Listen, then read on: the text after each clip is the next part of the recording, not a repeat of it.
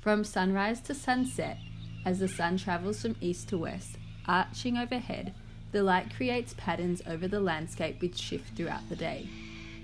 In the early hours of the morning, looking over the Murray River from beside the road, the sky might cast a colourful display, creating a reflective glow on the water.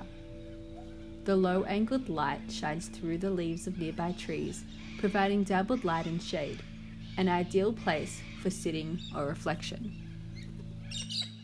Light shining through the perforated roof of the new pavilion creates patterns with light and shade that move and change as the sun rises higher in the sky. Like the natural shade that is cast by trees or clouds, these patterns interact with the existing landscape.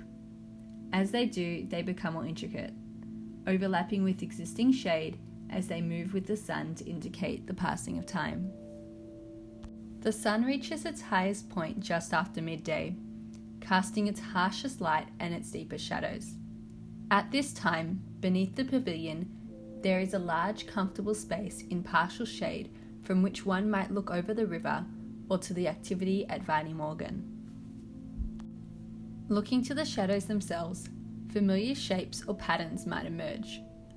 Perhaps these patterns could encourage the telling of stories, or possibly create a dynamic environment for games or learning.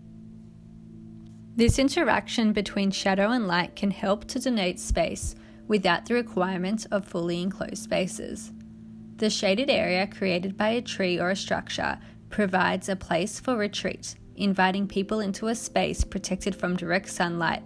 For example, a small shadowed space under a tree could host an individual sitting alone, while a larger space may host an outdoor classroom activity or a larger gathering.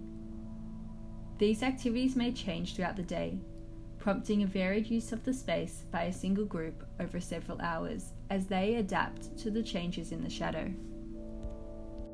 As we head into the late afternoon and the sun sinks into the west, once again we see a change in light. The sun is now softer, no longer characterized by intense heat or brightness. The golden glow, typical of evening sun, creates long shadows, and beneath the pavilion there is now light.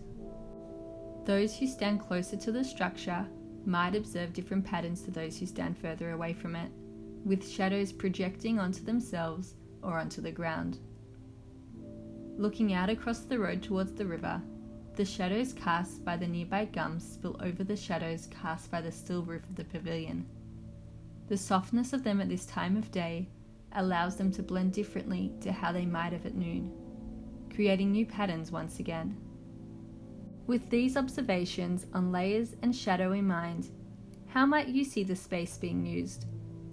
Filtered light, types of shadows, and their projected patterns can have a great effect on outdoor spaces such as this pavilion, transforming the way they feel and how they might be used throughout the day.